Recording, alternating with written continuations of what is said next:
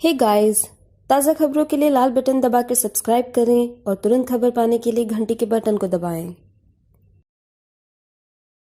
अरे माँ, सबको बता दिया क्या? नहीं तो महिला मंडल आपसे नाराज हो जाएगा। क्या बताया क्या?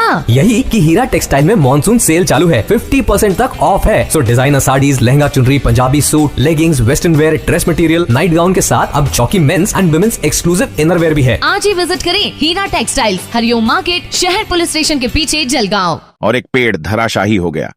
हम बात कर रहे हैं जलगांव महानगर पालिका के दरवाजे के ठीक सामने खड़े एक बूढ़े पेड़ की, जिसे उसकी उम्र के बाद उसे जीते जी मार दिया गया।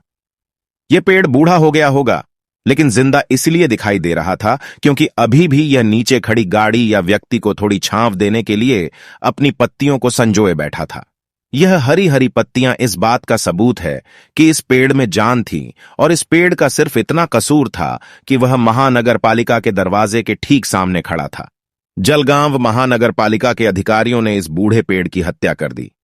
यह कहना शायद गलत नहीं होगा, क्योंकि जिंदगी इंसान की हो या पेड़ पौधों की, जिंदगी तो जिंदगी है, और इंसान भले ही किसी के काम ना आए, लेकिन यह पेड़ पौधे हमेशा किसी न किसी के काम आते ही रहते हैं।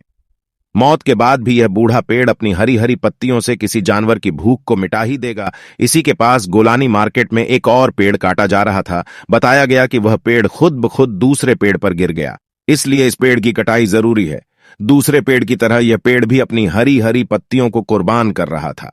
आसपास से गुजरते हुए वृक्ष प्रेमी इस बात से नाराज थे कि आखिरकार इन पेड़ों को किस कसूर की सजा दी जा रही है। लेकिन कहावत है ना, जब सैया भाई कोतवाल तो फिर डर काहेगा।